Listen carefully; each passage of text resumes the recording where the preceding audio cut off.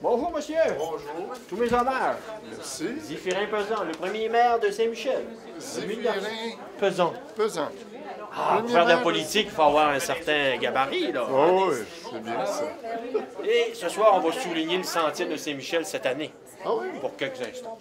Seulement, Bonne je soirée. vous apporter pour... Concitoyens, chers concitoyennes, moi, le cultivateur de la région de la côte Saint-Michel, Zéphirin Pesan, c'est plus à propos ici, un peu plus autoritaire. Je suis ici vous apporter des grandes nouvelles. Mais mon étonnement de vous voir avec vos vêtements de votre époque, à parler tout seul avec des petites boîtes en plastique. D'après moi, les pharmaciens doivent vendre beaucoup de pilules pour soigner ce mal contemporain. Mais néanmoins, je veux vous rappeler les bonnes manières. Personne ici n'est couvert. Un bonhomme, habituellement, porte toujours un couvre-chef, car quand on rencontre les gens, on se découvre. Et la manière de se saluer à l'époque était bien importante. Quand on rencontrait une dame, on saluait la dame en premier, tous mes hommages, et ensuite les messieurs, tous mes respects. Alors, je vous invite à adopter les bonnes mœurs. Mais je vous rappelle qu'on est ici pour une occasion spéciale.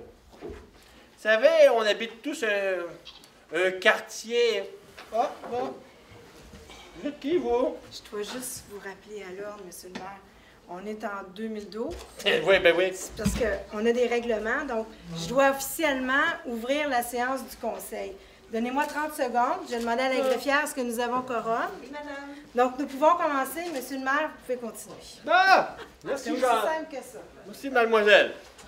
Il y a 100 ans, en 1912, un village de pionniers est né. En 1912, cette journée-ci. Mais c'est pas né nécessairement seulement en 1912. Ça remonte au premier temps de la Nouvelle-France. Il y a des gens qui habitent la région depuis 1699. Moi, ce que je trouve particulier, c'est de voir que Saint-Michel, aujourd'hui encore, c'est une terre d'accueil. Vous savez, les premiers Français, quand ils venaient ici, y a-t-il des Français ici? On peut... Vous venez de France? Ah, vos ancêtres! Ah. Ben, vous savez, les Français, ça parle tout le temps. Mais bon, grâce à leur grande parlure, on a su que dans les traversées, il y avait des gens qui mouraient. C'était un grand risque de migrer à l'époque.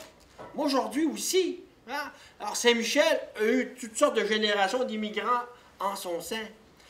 C'est parti d'un lieu qui était seulement un poste de relais entre le nord de Montréal. Il y a des gens qui connaissent l'église de la Visitation, dans le Sault-Récollet. C'était un haut lieu. C'était important. De l'autre côté, vous aviez le Vieux-Montréal que vous connaissez. Le chemin Saint-Michel. Vous appelez peut-être ça le boulevard Saint-Michel, mais ça date de 1707.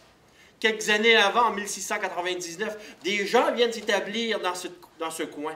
Mais qu'il y a seulement, à cette époque, quelque chose pour ferrer les chevaux. Et une auberge, traversée de Montréal. Parfois, il faut reposer les chevaux et même dormir.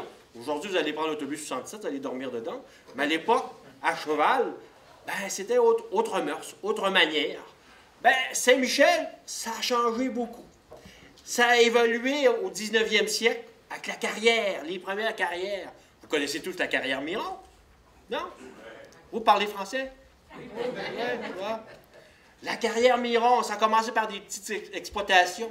La révolution industrielle qui fait de Montréal une ville de plus en plus peuplée. On a besoin de services, des ponts, des routes, et même le Canada. C'est un projet d'unification des provinces. Ça prend de la roche en dessous des rails. Le projet de la Confédération, c'est le chemin de fer. Et plus tard, les autoroutes qui étaient faites en macadam en pierre concassée. Et bâtir toutes sortes de services pour l'agrandissement des grandes villes. Saint-Michel va attirer grand nombre de personnes à cause de cette industrie. Ça arrive en 1912, on a déjà des écoles, déjà une petite église. On a déjà même une paroisse qui s'appelait Saint-Bernardin de Sienne. Bien, toujours aujourd'hui. Un jour, on va se dire qu'il va falloir se séparer de la paroisse du Sault-Récollet et celle de Saint-Léonard de Port-Maurice pour devenir une vraie municipalité. Et d'ailleurs, ce soir, j'attends un message extrêmement important qui viendra de Québec pour venir officialiser la création de cette municipalité. J'attends un messager de ce pas. Ah ben, que voir? Oui, va du pied, entre. Puis-je entrer, monsieur le maire? Oui, approche, faire valoir. Bonsoir, bonsoir, mesdames et messieurs, bonsoir. Je Ah, viens directement de monsieur Québec. Camille Paquet, excusez-moi ma familiarité. C'est moi-même. C'est moi-même, monsieur le maire. Vous apportez des bonnes nouvelles, j'espère. C'est ce qu'on va voir dans un instant. Alors, les chemins sont beaux, je viens d'arriver de Québec. Et puis, je m'en vais vous lire.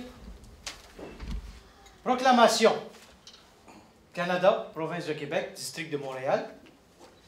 Par proclamation de son honorable lieutenant-gouverneur de la province de Québec, le 6e jour de novembre 1912, la municipalité du village Saint-Michel-de-Laval, dans le comté d'Hochelaga, a été formée d'une partie de la paroisse du Sault-Récollet et d'une partie de la paroisse de Saint-Léonard de Port-Maurice.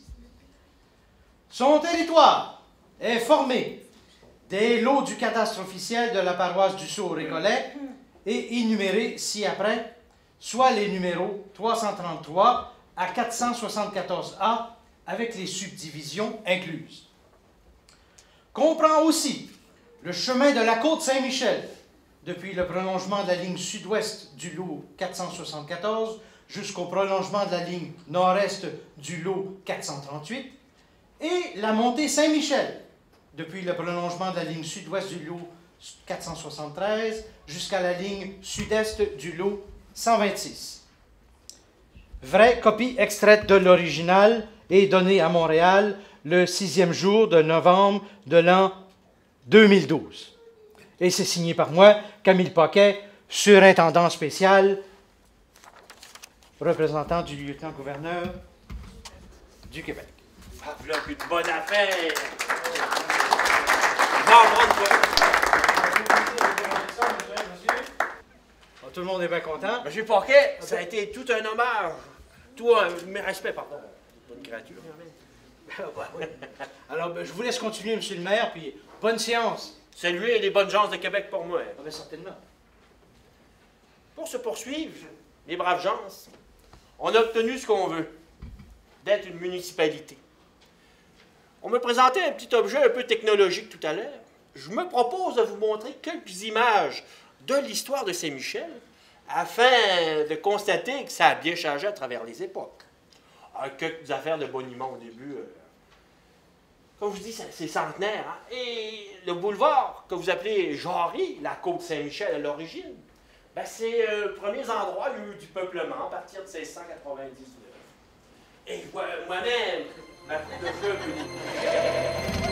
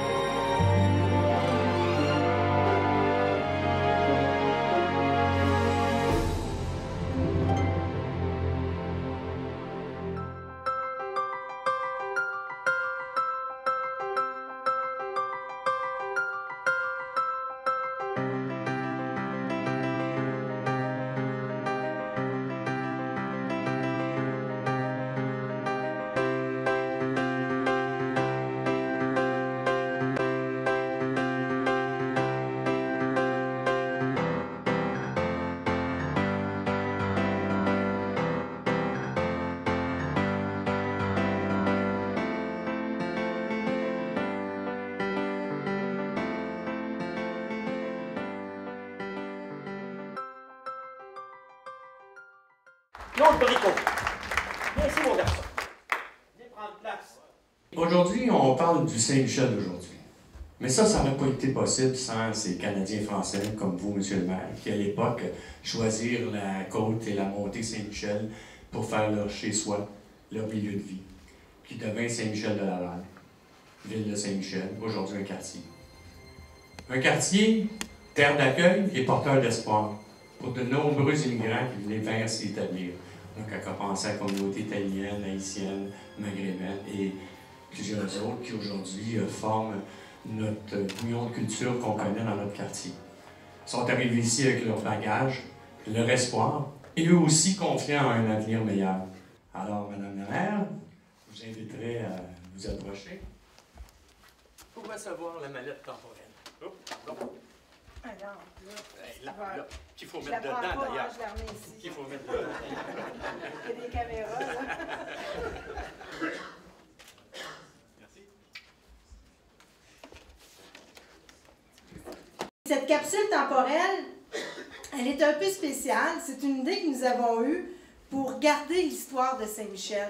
Parce qu'on veut que dans les prochaines années, les prochaines générations puissent se souvenir comme nous des 100 années de Saint-Michel, mais aussi de celles qui s'en viennent.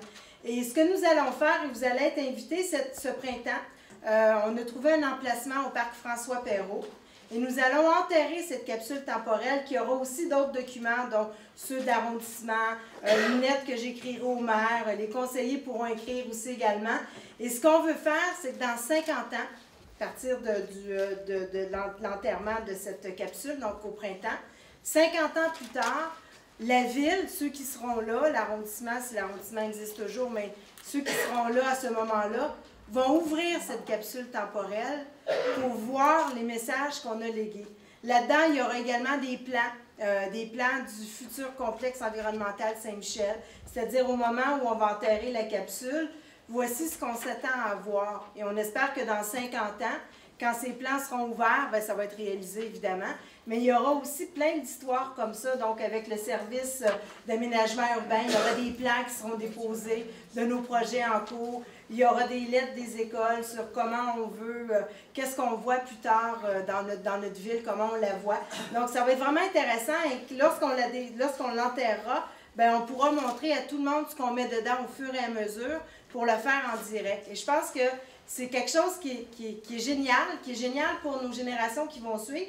C'est une façon d'arrêter le temps sur notre arrondissement puis de dire, prenons le temps de célébrer 100 ans. Ça arrive une fois par 100 ans. Donc, puis on est là.